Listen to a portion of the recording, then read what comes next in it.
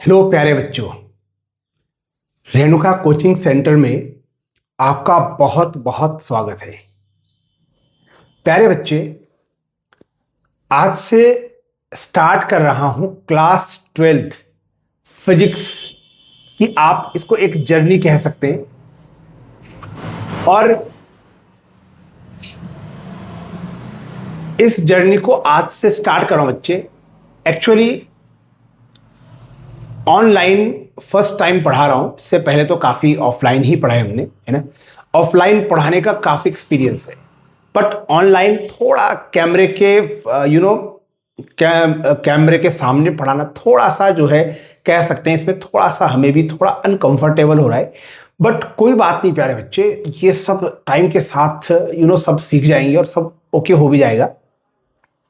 फिलहाल आज से स्टार्ट कर रहे हैं क्लास 12th फिजिक्स है बच्चे। और इसमें पहला चैप्टर हमारा इलेक्ट्रिक चार्जेस एंड फील्ड्स है, जिसको आप शॉर्टकट में इलेक्ट्रोस्टैट कह सकते हैं।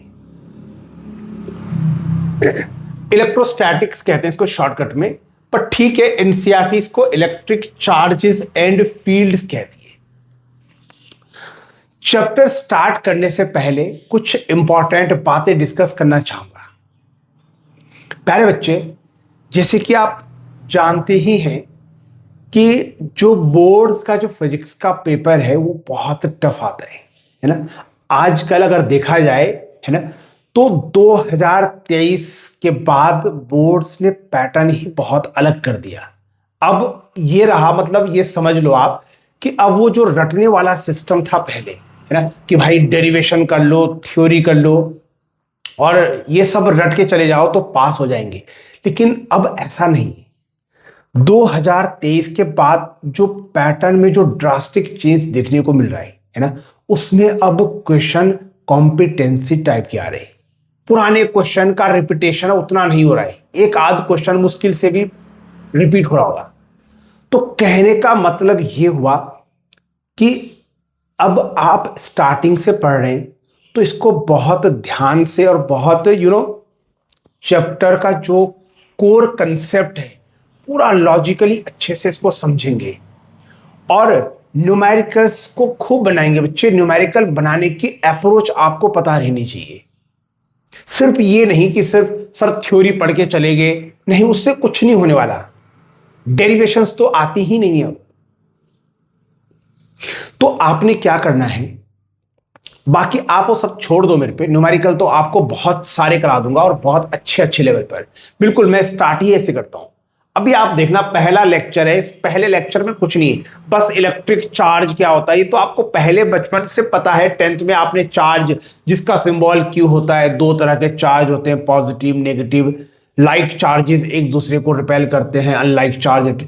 ये सब बातें आज के इस टॉपिक में होंगी। लेकिन इसके बाद जो मेरा जो कराने का तरीका रहता है उसमें बिल्कुल बेसिक से स्टार्ट करूंगा बच्चे क्वेश्चन, और बिल्कुल बोर्ड से एक लेवल तो ऊपर ही रहेंगे। हाँ, बोर्ड जितना पूछता है उससे एक लेवल ऊपर हमें रहना ही होगा। तो क्वेश्चन की चिंता तो आप छोड़ दो। आप बस मेरे जो ये वीडियोस लेक्चर जो बनेंगे इनको आप बहुत केयरफुली सुनेंगे और बार बार सुनेंगे। ऐसा नहीं करेंगे कि सर एक ही दिन में आपने 3-4 वीडियो देख डाली। नहीं, इस तरीके से नहीं करना। एक दिन में एक वीडियो ही देखनी, या मैं तो कह रहा हूं कि आधा ही देख लो, लेकिन उसको पूरे कंसेप्ट के साथ और अच्छे से। जहां से चीज नहीं आती फिर से वापस आप रिवाइंड करके देख लो। ऐसा नहीं कि कोर्स हमें खत्म करना है, हमें चीजों की जो अंडरस्टैंडिंग है ना, जो डेप्थ है, वो आपका अच्छा रहना चाहिए। तो आप यहां पर जो भी मेरे लेक्चर्स रहेंगे बच्चे, अगर आप इसको बहुत ध्यान से और बहुत केयरफुली अगर इसको आप पढ़ते हैं तो यकीन मानिए आपको बहुत ज्यादा कॉन्फिडेंस आएगा। और अपने, चाहे आपके बोर्ड्स के एग्जाम हो, चाहे स्कूल में जो भी एग्जाम होंगे, आपको अच्छा फील होगा, आप बढ़िया करके आएंगे एग्जाम। लेकिन उसके लिए शर्त क्या है, आपको मेरे लेक्चर्स बहुत केयरफुली और बहुत अटेंटिवली देखने होंगे। सारे क्वेश्चन, जितने क्वेश्चन करा रहा हूं बच्चे, सारे क्वेश्चन बड़े शिद्दत से और ऑनेस्टली से आपको करना होगा, तब फायदा है। तो स्टार्ट करते हैं बच्चे, है ना। बाकी आप एक चैप्टर पढ़ के तो देखो एक बार। ये जो पहला चैप्टर है जिसको इलेक्ट्रोस्टैटिक्स के नाम से जानते हैं या इलेक्ट्रिक चार्जेस एंड फील्ड, एक बार इसको अच्छे से कवर कर लो, फिर आप देखना स्कूल में आप कितने बढ़िया तरीके से अपना जो है परफॉर्मेंस रखेंगे। तो चलिए बच्चे स्टार्ट करते हैं। आज बहुत बेसिक बेसिक बातें होंगी, कुछ आज बहुत बड़ी बातें तो नहीं होंगी, है ना। चैप्टर का थोड़ा बहुत इंट्रो स्टार्ट करने वाली। तो चलिए स्टार्ट करते हैं। चैप्टर का नाम है बच्चे हमारे पास इलेक्ट्रिक चार्जेस एंड फील्ड्स, और यहां पर स्टार्ट कर रहा हूं बच्चे। सबसे पहले जो हेडिंग बना रहा हूं, बेसिक हेडिंग बना रहा हूं चार्ज की, है ना। चार्ज क्या होता है? चार्ज मेरे बच्चे, चार्ज का सिंबल आप क्यू लिखेंगे, है ना। अब ये मत बोलना है यार सर कैपिटल क्यू लिखें या स्मॉल लेटर का क्यू लिखें, कैसा भी लिख लो ना, बस क्यू सिंबल देना है। तो सबसे पहले हमें समझना है बच्चे, सर इलेक्ट्रिक चार्ज क्या होता है? चार्ज जिसका सिंबल क्यू है। प्यारे बच्चे, इलेक्ट्रिक चार्ज एक बेसिक फिजिकल प्रॉपर्टी है। कह रहा हूं इलेक्ट्रिक चार्ज एक बेसिक फिजिकल प्रॉपर्टी है जिसकी वजह से एक ऑब्जेक्ट दूसरे ऑब्जेक्ट पर फोर्स एक्सर्ट करता है, जिसकी वजह से एक ऑब्जेक्ट दूसरे ऑब्जेक्ट पर फोर्स एक्सर्ट करता है। फोर्स अट्रैक्ट भी कर सकता है और फोर्स रिपेल भी हो सकता है, फोर्स कैसा भी हो सकता है। फिलहाल इलेक्ट्रिक चार्ज के बारे में क्या बात कर रहा हूं कि इलेक्ट्रिक चार्ज जो है बच्चे, ये एक बेसिक फिजिकल प्रॉपर्टी है। एक बेसिक फिजिकल प्रॉपर्टी है जिसकी वजह से एक ऑब्जेक्ट दूसरे ऑब्जेक्ट पर फोर्स एक्सर्ट करता है, जिसकी वजह से एक ऑब्जेक्ट दूसरे ऑब्जेक्ट पर क्या करता है? फोर्स एक्सर्ट करता है। तो चार्ज की डेफिनेशन यही लिख रहा हूं बच्चे डेफिनेशन में कि it is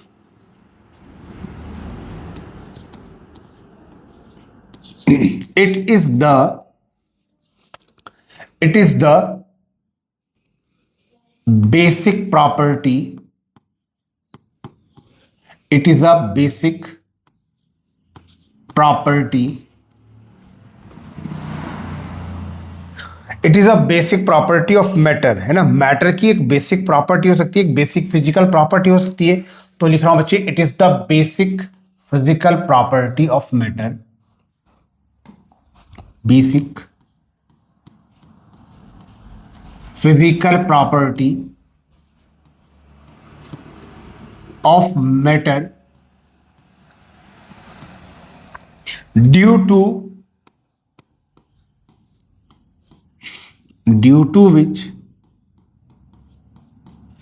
which one object exert a force on one object exert a force on other object। तो इलेक्ट्रिक चार्ज एक फंडामेंटल प्रॉपर्टी है बच्चे,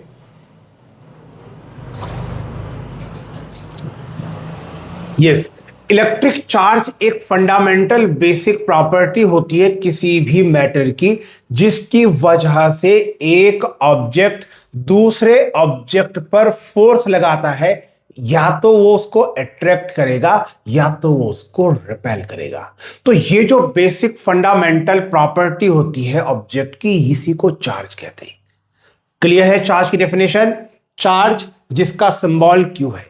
क्या कह रहा हूं कि sir it is the basic fundamental property of matter due to which one object exert a force on other object. Clear? बच्चे आपने क्लास 10th में भी पढ़ा है ये चार्ज है ना, ये तो बेसिक बात कर रहा हूं।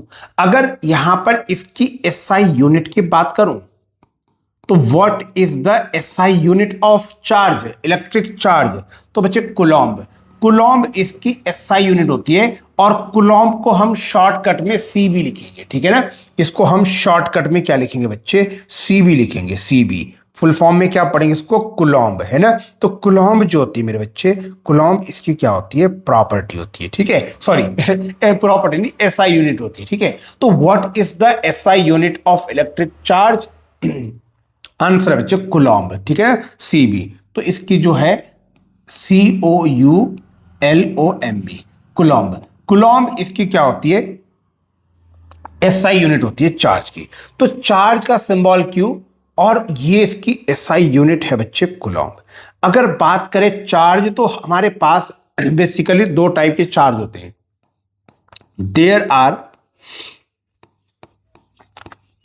To types of charges. दो टाइप के चार्ज होते हैं बच्चे, टू टाइप ऑफ चार्जेस। एक तो होगा पॉजिटिव चार्ज, पॉजिटिव चार्ज, और दूसरा होता है हमारे पास निगेटिव चार्ज। दूसरा हमारे पास है मेरे बच्चे negative charge. Positive charge, negative charge. अगर बात करें मेरे बच्चे यहां पर, अगर हम बात करें इसकी बेसिक प्रॉपर्टी पर, तो बेसिक प्रॉपर्टी क्या होते हैं कि जो लाइक चार्जेस होते हैं, लाइक चार्जेस, लाइक चार्जेस का मतलब तो बच्चे आप समझते ही हैं, चाहे प्लस प्लस चाहे माइनस माइनस, जो एक जैसे चार्जेस होते हैं बच्चे, लाइक चार्जेस, ये एक दूसरे को रिपेल करता है। ये तो बहुत ही बेसिक और फंडामेंटल बात है। लाइक चार्जेस एक दूसरे को रिपेल करेंगे और हमारे पास जो अनलाइक चार्जेस होते हैं, अनलाइक चार्जेस, अनलाइक चार्जेस के अंदर जैसे एक प्लस है तो मेरे बच्चे एक माइनस होगा। अनलाइक चार्जेस या ऑपोजिट चार्ज भी इसको आप कह सकते हैं। अगर ऑपोजिट चार्ज है बच्चे तो ये एक दूसरे को अट्रैक्ट करेगा।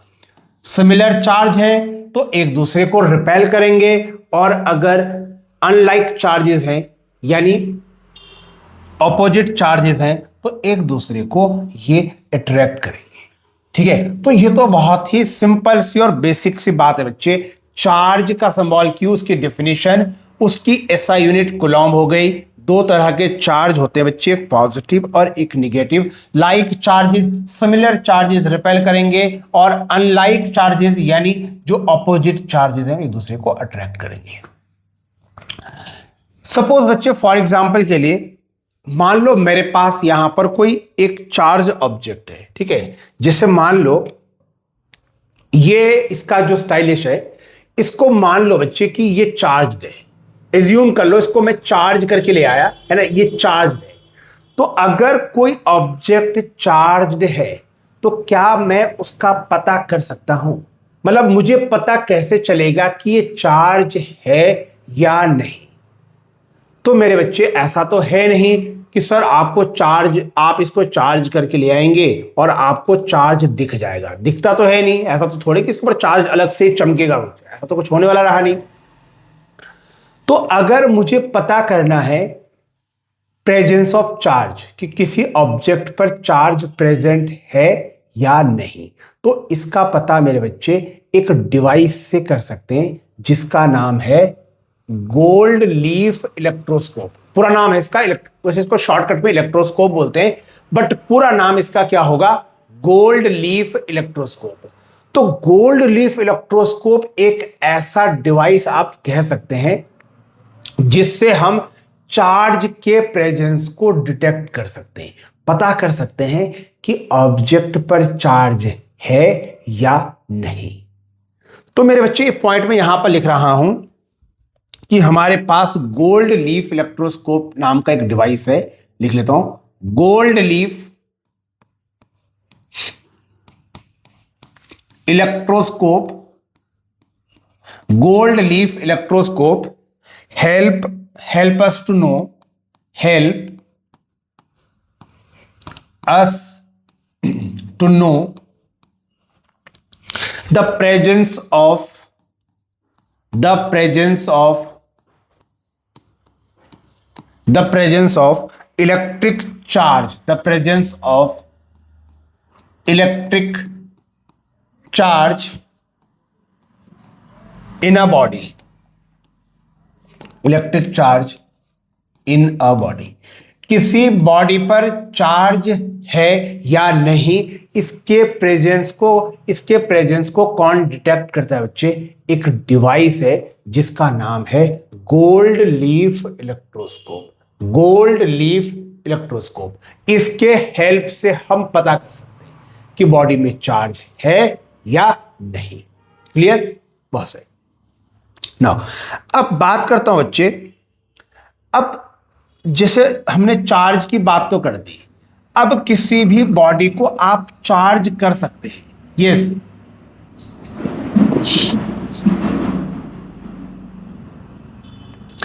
किसी भी बॉडी को मेरे बच्चे हम चार्ज कर सकते हैं, और चार्ज करने के हमारे पास 3 मेथड हैं। क्या कह रहा हूं बच्चे? हमारे पास बॉडी को चार्ज करने के 3 मेथड हैं, अर्थात अब मैं हेडिंग बना रहा हूं, ध्यान से सुनिएगा, मेथड ऑफ चार्जिंग। और मेरे बच्चे चार्ज करने के हमारे पास कितने मेथड हैं? हमारे पास 3 मेथड है बच्चे चार्ज करने के।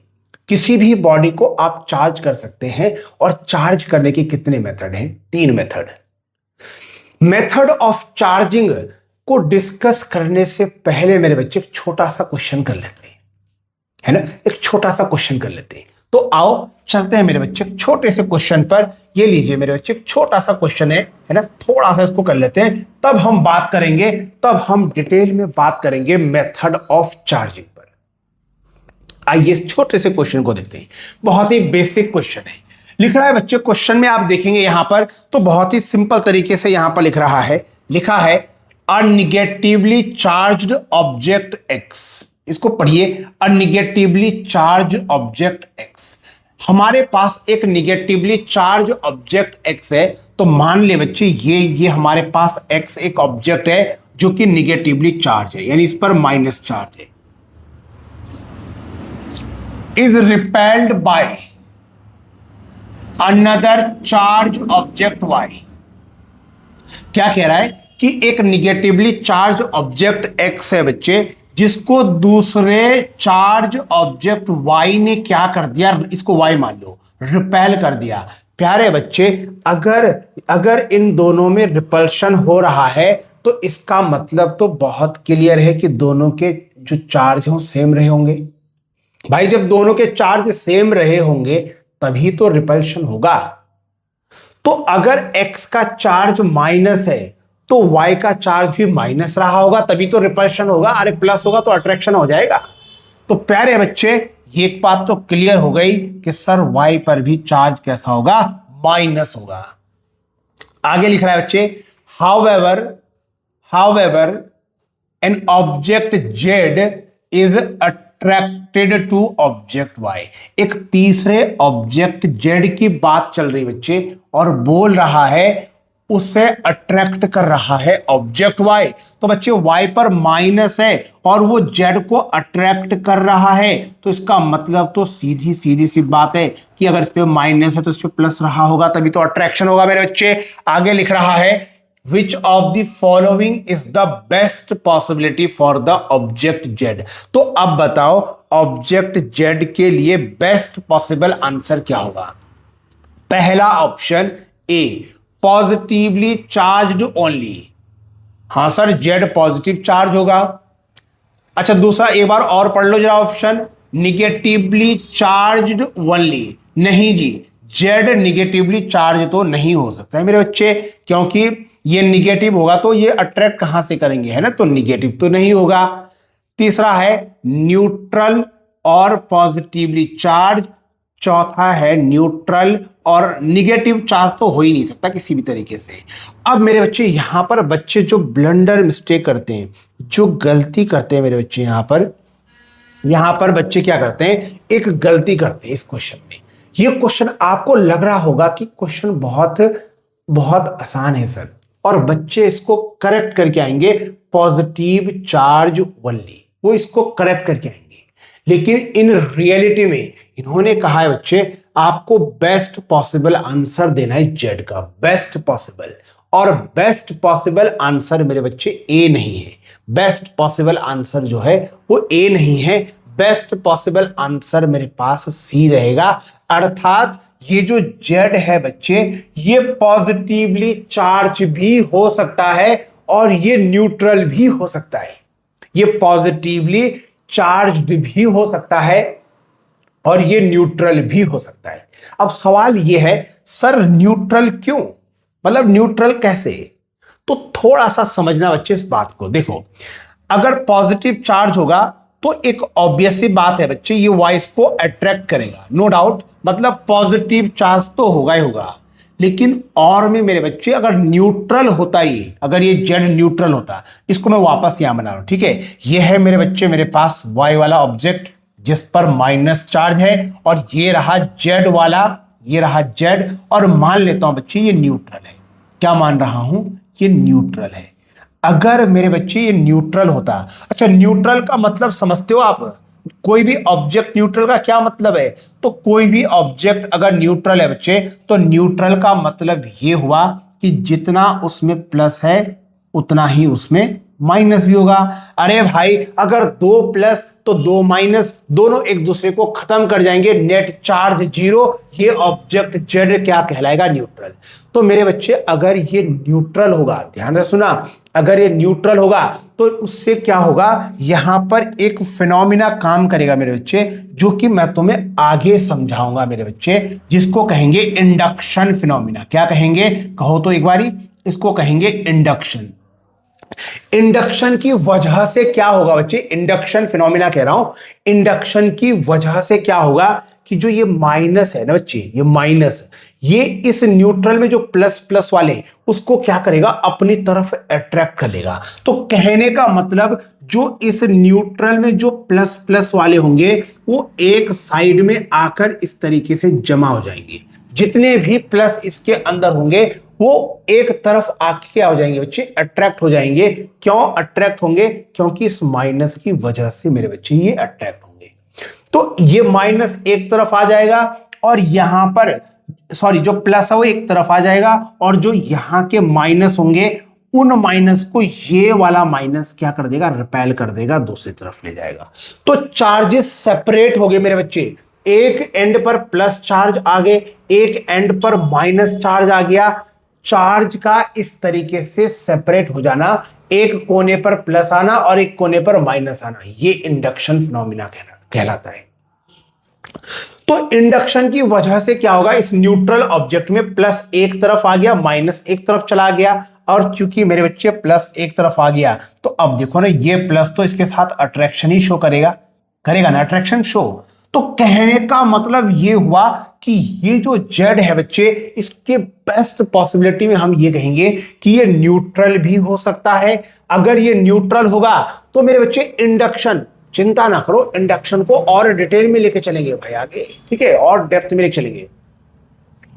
कह रहा हूं बच्चे ये जो हमारे पास ऑब्जेक्ट जेड है ये न्यूट्रल भी हो सकता है और ये पॉजिटिवली चार्ज भी हो सकता है, दोनों केस में ये अट्रैक्शन शो करेगा। तो बेस्ट पॉसिबल आंसर हमारे पास ऑप्शन नंबर सी है बच्चे, ठीक है। तो ये क्वेश्चन है ना दिखने में आसान लग रहा था, लेकिन फर्स्ट टाइम अगर इसको बच्चा करेगा तो वो ऑब्वियसली इसमें गलती करेगा और वो ऑप्शन 1A वाला ऑप्शन लिख के आ जाएगा। तो चलिए फिलहाल आसान क्वेश्चन है रियलिटी में। तो चलते हैं बच्चे अब हमारे पास जो कि हम पढ़ रहे थे मेथड ऑफ चार्जिंग पर, ठीक है। तो चलिए स्टार्ट करते हैं मेथड ऑफ चार्जिंग। मतलब ऑब्जेक्ट को चार्ज करना है बच्चे, और ऑब्जेक्ट को चार्ज करने के 3 मेथड है। कितने मेथड हैं? 3 मेथड। कौन कौन से 3 मेथड है पहले आप नाम सुन लो बच्चे। पहला मेथड जो रहेगा चार्जिंग का वो रहेगा बच्चे bye rubbing. Yes, rubbing method या फ्रिक्शन भी कह सकते हैं इसको आप, है ना, फ्रिक्शन से भी हम बॉडी को चार्ज करते हैं, बाय रबिंग मेथड या फ्रिक्शन के मेथड से। एक तो हो गया बच्चे बाय रबिंग मेथड। दूसरा जो मेथड होगा बच्चे चार्जिंग का वो रहेगा bye conduction method. Yes, second method है बाय कंडक्शन मेथड। और तीसरा मेथड ऑफ चार्जिंग में लेंगे बच्चे बाय इंडक्शन मेथड। यस, यहीं पर इस इंडक्शन शब्द को बहुत क्लियरली समझाऊंगा, ठीक है, तो टेंशन लेने की जरूरत नहीं है। तो बाय इंडक्शन मेथड, तो तीन तरह के, मतलब कह सकते हैं कि तीन मेथड हमारे पास चार्जिंग के बच्चे, जिसमें पहला मेथड है बाय रबिंग या फ्रिक्शन मेथड। तो चलिए पहला मेथड स्टार्ट करते हैं बच्चे। हेडिंग बनाते हैं पहला मेथड ऑफ चार्जिंग, जिसमें पहले लेके चलेंगे bye rubbing. Bye rubbing method. देखो इसमें क्या होता है, लिख ले पहले तब समझे। चलो पहले लिख लेते हैं तब समझते हैं। क्लियर? देखो रबिंग मेथड में क्या होता है, लिख रहा हूं बच्चे,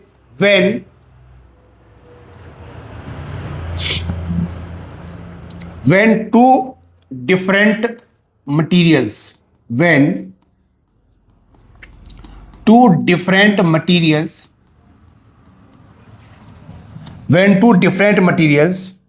are rubbed together,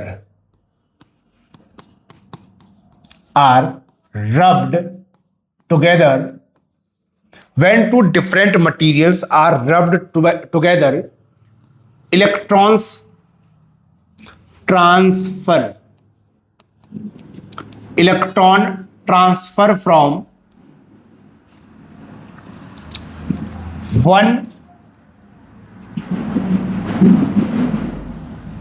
one material to other, है ना, one material to other, causing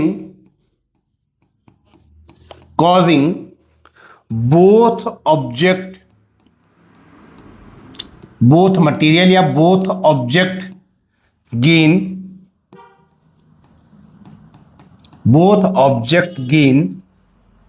opposite charges।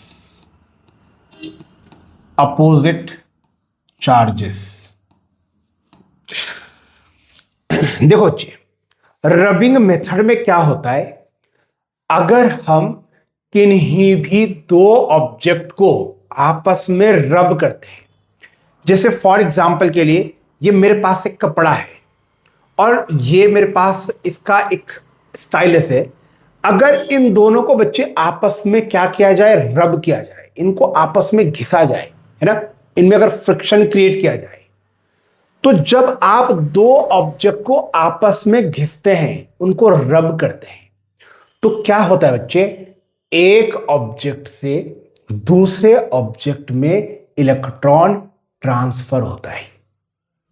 जब भी आप दो ऑब्जेक्ट को आपस में रब करेंगे तो एक ऑब्जेक्ट से दूसरे ऑब्जेक्ट में इलेक्ट्रॉन ट्रांसफर करता है बच्चे। एक ऑब्जेक्ट से दूसरे ऑब्जेक्ट में इलेक्ट्रॉन ट्रांसफर करता है। जैसे मान लो इन दोनों को मैंने घिसा, तो यहां से यहां में इलेक्ट्रॉन, या ये भी हो सकता है कि यहां से यहां में इलेक्ट्रॉन का ट्रांसफर हो, मतलब किसी एक ऑब्जेक्ट से दूसरे ऑब्जेक्ट में इलेक्ट्रॉन का ट्रांसफर होगा। अब वो किसी से भी किसी में हो सकता है, जिसकी इलेक्ट्रॉन एफिनिटी ज्यादा होगी, ऑब्वियस सी बात है, वही तो इलेक्ट्रॉन लेगा। तो कहने का मतलब ये हुआ कि जब भी दो ऑब्जेक्ट को आप रब करते हैं तो एक मटेरियल से दूसरे मटेरियल्स में इलेक्ट्रॉन का ट्रांसफर होता है बच्चे, जिसकी वजह से एक ऑब्जेक्ट प्लस चार्ज लेगा और दूसरा वाला ऑब्जेक्ट माइनस चार्ज लेगा। मतलब जब इन दोनों को आपस में रब किया जाएगा तो रबिंग के बाद एक ऑब्जेक्ट पॉजिटिव चार्ज गेन करेगा और दूसरा अपने ऊपर मेरे बच्चे माइनस चार्ज गेन करेगा। इस तरीके से ये क्या हो जाएंगे, चार्ज हो जाएंगे। इस तरीके से ये ऑब्जेक्ट क्या हो जाएंगे, चार्ज हो जाएंगे। तो ये जो मेथड होता है, this method is known as rubbing method. जैसे इसका सबसे बेसिक एग्जांपल जो आप छोटी क्लास में पढ़ते भी हैं, है ना, मेरे ख्याल से इतना कुछ बोलना तो नहीं चाहिए इस बारे में। आपने देखा होगा एक प्लास्टिक कॉम्ब होता है ना, सबसे फेमस एग्जांपल एनसीईआरटी में आप देखते हैं, छोटी क्लास में 6th-7th में देखते हैं कि जब एक प्लास्टिक की कॉम्ब को आप क्या करते हैं, हेयर के साथ, ड्राई हेयर के साथ रब करते हैं और उस प्लास्टिक की कॉम्ब को जब आप छोटे छोटे पीसेस ऑफ पेपर के सामने लेके जाते हैं तो वो पेपर के जो पीसेस हैं बच्चे वो अट्रैक्ट होते हैं, देखा है आपने, वो अट्रैक्ट होते हैं। ऐसा क्यों हुआ? तो उसका कारण है बच्चे, जब कॉम्ब को ड्राई हेयर के साथ रब किया तो वो कॉम्ब चार्ज हुई। यस, कॉम्ब क्या हुई? चार्ज हुई। इसका मतलब ये जो यहां पर जो चार्जिंग का मेथड है वो कौन सा था? Rubbing method. जब आपने कॉम्ब को हेयर के साथ रब किया मेरे बच्चे तो वो कॉम्ब चार्ज होती है, और अगर वो चार्ज होती है तो वो ऑब्वियसली अदर ऑब्जेक्ट पर एक फोर्स एग्जर्ट तो करेगी ही, है ना। तो वो पीसेस ऑफ पेपर पर क्या करती है? एक फोर्स लगाती है, जिसके रिजल्ट्स में जो पीसेस ऑफ पेपर हैं वो उसके तरफ अट्रैक्ट हो जाते हैं। तो कहने का मतलब है बच्चे कि जब भी आप कोई भी दो डिफरेंट मटेरियल्स को रब करते हैं, जब भी आप किन्हीं भी दो मटेरियल को रब करते हैं तो रब्ड करने से एक मटेरियल तो बच्चे पॉजिटिव चार्ज लेगा और एक मटेरियल अपने ऊपर निगेटिवली चार्ज लेगा। यस, हर मटेरियल की ये कहानी है, एक पॉजिटिव लेगा और एक मटेरियल निगेटिव लेगा। अब कभी कभार बहुत बेसिक ही सही पर क्वेश्चन पूछते हैं बच्चे, वो आपको कोई भी दो मटेरियल्स दे देंगे, कोई भी दो मटेरियल्स। जैसे उन्होंने कह दिया कि सर हमने लिया एक ग्लास रॉड लिया, ग्लास रॉड, और उसको हमने सिल्क, एक क्लोथ लिया सिल्क का, उसके साथ रब किया। अब बताओ कौन पॉजिटिव लेगा और कौन निगेटिव लेगा? तो ऐसे तो बतेरे हो सकते हैं बच्चे, ऐसे तो बहुत सारे एग्जाम्पल हो सकते हैं। तो मैंने क्या किया, यहां पर अलग अलग जो मटेरियल्स हैं उनको उनको उनकी एक लिस्ट बनाई, है ना, उनको अरेंज किया, उनकी एक लिस्ट बनाई बच्चे। हाँ, उनकी मैंने क्या किया, उनकी एक लिस्ट बनाई, और यानी एक सीरीज कह सकते हैं, उन मटेरियल की एक सीरीज बनाई। और इस तरीके से सीरीज बनाई बच्चे कि जो ऊपर ऊपर वाले जो ऑब्जेक्ट्स होंगे वो पॉजिटिव चार्ज गेन करेंगे, और जो रिलेटिवली नीचे वाले होंगे, रिलेटिवली जो नीचे वाले होंगे वो माइनस चार्ज लेंगे। ऊपर वाले पॉजिटिव चार्ज लेंगे, नीचे वाले माइनस चार्ज लेंगे रिलेटिवली। ये जो सीरीज है बच्चे, इसको कह रहा हूं ट्रिबो इलेक्ट्रिक सीरीज। क्या कह रहा हूं? ट्रिबो इलेक्ट्रिक सीरीज। तो चलिए एक बार यहां पर चर्चा कर लेते हैं इस पर भी। लिख रहा हूं बच्चे हेडिंग, लिख रहा हूं tribo, triboelectric, triboelectric series, triboelectric series. इस सीरीज में क्या है बच्चे, ध्यान से सुनिएगा जी। इसमें मैंने मटेरियल्स को अरेंज कर रखा है, और इस तरीके से अरेंज कर रखा है, ध्यान से सुनना, यहां लिख रहा हूं नोट पॉइंट, ठीक है। इस तरीके से अरेंज कर रहा हूं बच्चे कि जो इस सीरीज में आगे होगा, इंग्लिश में लिख रहा हूं, यहां पर लिख रहा हूं फॉर्मर, फॉर्मर इन सीरीज, ऐसे लिख रहा हूं, former in series, former in series taken as positive, taken as positive.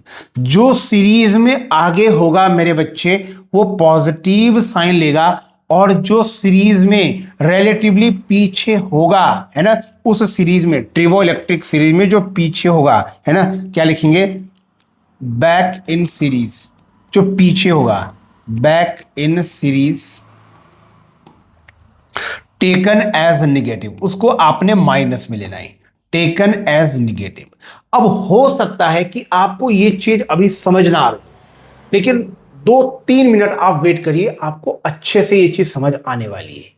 कह रहा हूं बच्चे, ट्रिबो इलेक्ट्रिक सीरीज में क्या है कि जो मटेरियल इस सीरीज में आगे रहेगा, इंग्लिश में लिखा हूं फॉर्मर इन सीरीज, उसको तो आपने प्लस देना है, और जो इस सीरीज में उससे रिलेटिवली पीछे होगा, पीछे वाले को माइनस देना है। तो चलिए मैं आपको इस सीरीज को लिखा लेता हूं, ठीक है। तो कहां लिखवाएं इस सीरीज को, यही लिखवा लेते हैं ना, आइए यहीं लिखा लेते हैं, या अगले पेज पे लिख लेते हैं, कोई नहीं, यहां लिख लेते हैं बच्चे। तो ट्रिबो इलेक्ट्रिक सीरीज में जो पहले मैं ले रहा हूं पहले में मेरे बच्चे ग्लास ले रहा हूं, सबसे ऊपर इस सीरीज में ग्लास रख रहा हूं, उससे नीचे मेरे बच्चे फिर रख रहा हूं ह्यूमन हेयर। इस तरीके से क्या कर रहा हूं, कुछ नहीं यार, एक मटेरियल की एक लिस्ट लिख रहा हूं जो अरेंज कर रखे, ठीक है, बस याद कर लेना, इसको क्या दिक्कत है। फिर रख रहा हूं वूल, फिर है बच्चे सिल्क, एम्बर, इबोनाइट रॉड, है ना, एक नॉन मेटल इंसुलेटर टाइप की रॉड होती है, ebonite rod, paper, cotton, would, plastic, rubber. वैसे तो बहुत सारे हैं बच्चे, लेकिन हमें सिर्फ इतना ही ख्याल रखना है, बहुत रेयर है, बट ठीक है, चांसेस लेना ही क्यों है ना। तो इससे भी एक मार्क का क्वेश्चन पूछा जा सकता है। तो आइए स्टार्ट करते हैं कि इसमें है क्या। ये सीरीज है बच्चे, इसको कह रहा हूं ट्रेबो इलेक्ट्रिक सीरीज। अब यहां से वो आपसे सवाल कैसे पूछेंगे, आपसे क्वेश्चन ये पूछा जाएगा कि हमने मेरे बच्चे ये ग्लास रॉड ली और इस ग्लास को हमने सिल्क के साथ में क्या कर दिया, रब्ड कर दिया। अब बताओ कौन प्लस लेगा अपने ऊपर, कौन माइनस लेगा। क्वेश्चन नंबर 1, जैसे आपसे पूछा जाएगा बच्चे, हमने ले लिया बच्चे सिल्क और हमने सिल्क को जो है बच्चे, हमने सिल्क को रब किया इबोनाइट रॉड के साथ।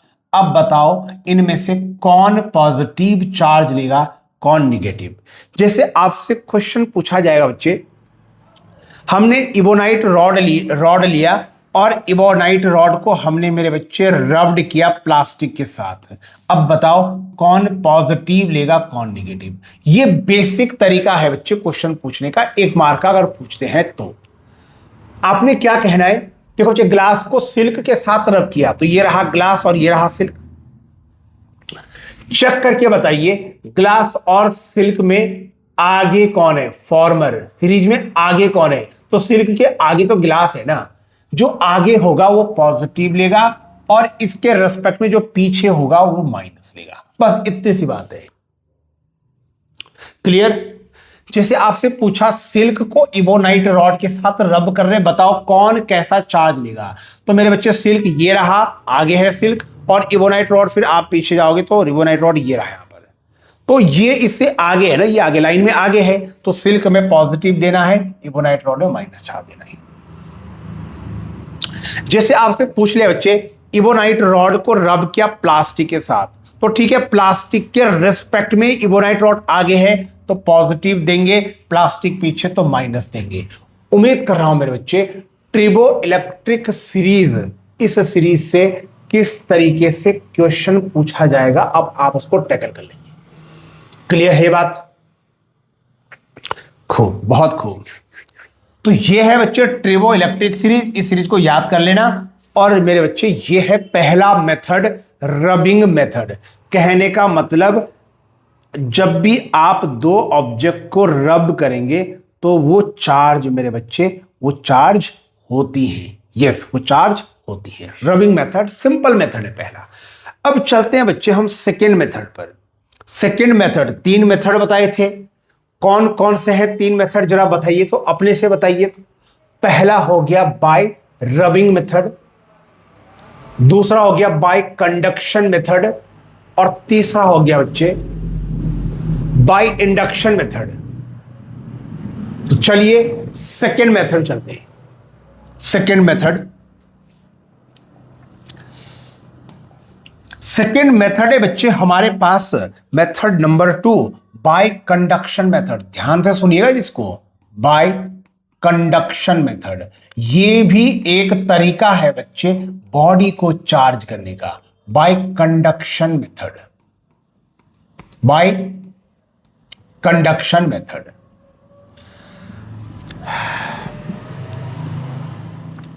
अब कंडक्शन मेथड में क्या होता है, कंडक्शन, अगर आप इसके नाम पे जाओगे बच्चे तो कंडक्शन का मतलब होता है टच, बाय टच। मतलब कहीं ना कहीं यहां पर हम क्या करने वाले हैं, टच के हेल्प से एक बॉडी को चार्ज करने वाले हैं, टच, कंडक्शन। इसमें क्या होता है ना, इसमें 2 बॉडीज होंगी, 2 बॉडीज। एक होगी बच्चे जो चार्ज होगी, जो ऑलरेडी चार्ज होगी, और दूसरी बॉडी अनचार्ज जिसको हम चार्ज करेंगे उसके हेल्प से, चार्ज बॉडी के हेल्प से। तो कहने का मतलब यहां पर दो ऑब्जेक्ट्स होंगे, ये है बच्चे पहली बॉडी और ये रही दूसरी वाली बॉडी। कह रहा हूं कंडक्शन मेथड में दो ऑब्जेक्ट्स होंगे बच्चे, एक तो होगा चार्ज्ड ऑब्जेक्ट, एक तो होगा चार्ज्ड ऑब्जेक्ट और दूसरा होगा बच्चे अनचार्ज्ड ऑब्जेक्ट। एक होगा जिसके पास चार्ज है और दूसरा है बच्चे जिसके ऊपर कोई चार्ज ही नहीं है, मुझे इसको चार्ज करना है with the help of this. और किस मेथड से? कंडक्शन मेथड से।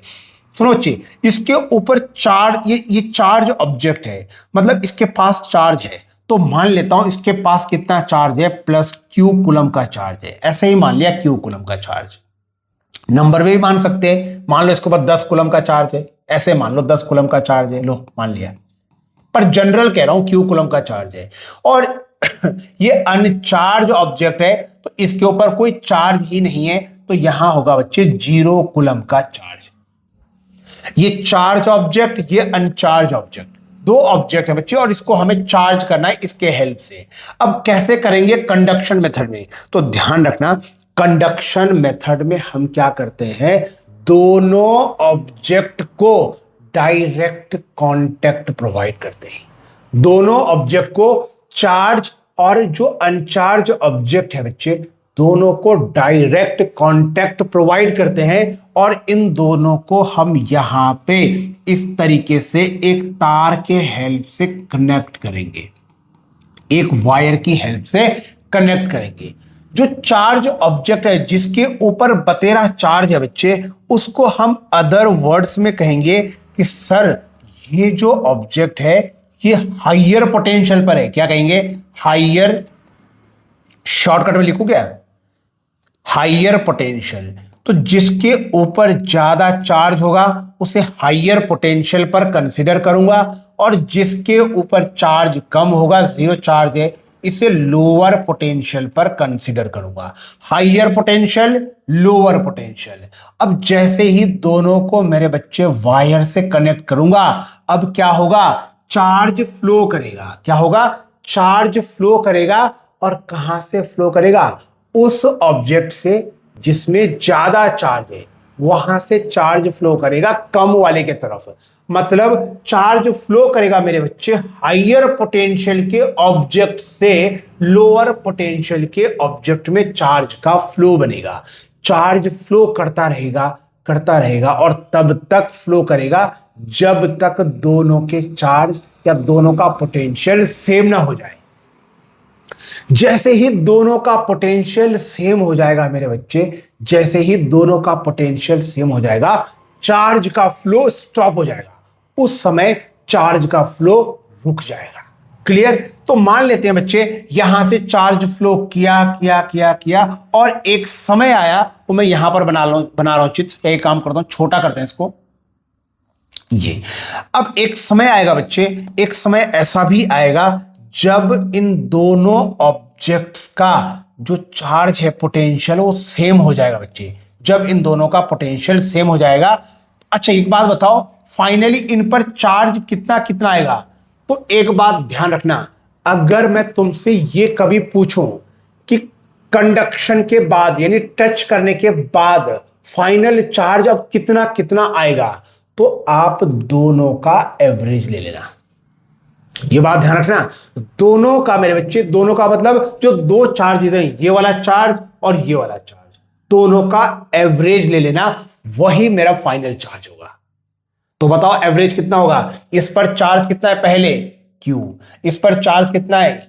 0। Q + 0 / 2 एवरेज करना है ना, तो आ गया बच्चे Q/2। कहने का मतलब कंडक्शन के बाद, टच करने के बाद, वायर से कनेक्ट करने के बाद इन दोनों पर कितना कितना चार्ज आएगा मेरे बच्चे? तो Q/2 कूलम का चार्ज आएगा। इस तरीके से जैसे ही दोनों का पोटेंशियल बराबर हो जाएगा, अब चार्ज का फ्लो बंद हो जाएगा, चार्ज फ्लो नहीं करेगा। यस, अब ये यहां पर चेक करिए मेरे बच्चे, अब ये चार्ज हो चुका है, देखो चार्ज हो चुका है।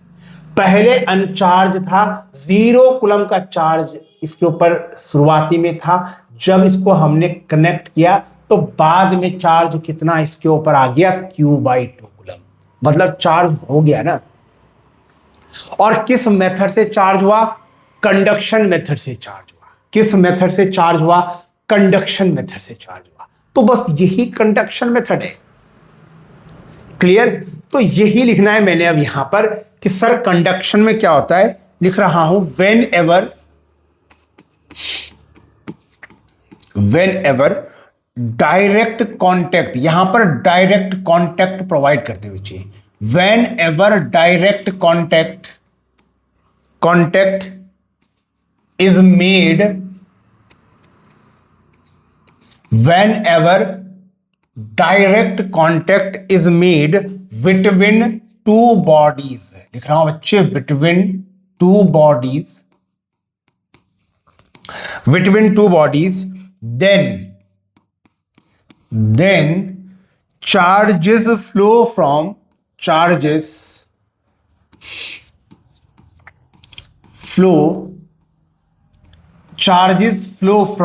जब आप इन दोनों को कांटेक्ट देंगे बच्चे, तो चार्ज कहां से कहां फ्लो करेगा, बता चुका हूं ना, हाइयर पोटेंशियल से लोअर पोटेंशियल में। Charges flow from higher potential to lower potential, और कब तक फ्लो करेगा, जब तक दोनों के चार्ज या पोटेंशियल सेम ना हो जाए, to lower potential till both have same potential. तो मेरे बच्चे ये रहा आपके पास दूसरा मेथड, जिसको हमने कहा है कंडक्शन मेथड। मुझे नहीं लगता है कि आपको कंडक्शन मेथड में कोई दिक्कत आई होगी। पहला रबिंग मेथड, उससे भी बॉडी चार्ज होती है, उसमें दो बॉडीज को जस्ट घिसना होता है, और दूसरा है बच्चे कंडक्शन मेथड, जिसमें आप डायरेक्ट कांटेक्ट प्रोवाइड करते हैं। चार्ज बॉडी को अनचार्ज बॉडी के साथ बस कांटेक्ट देना होता है, वो चार्ज हो जाती है। This is a conduction method.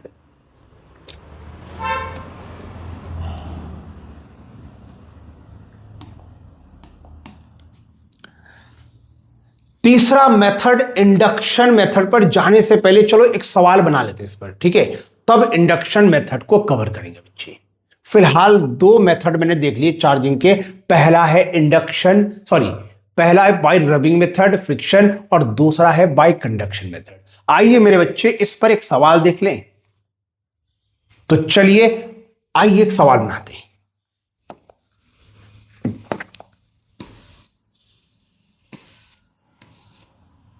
ये रहा हमारे पास सवाल, बहुत ही प्यारा सवाल है बच्चे।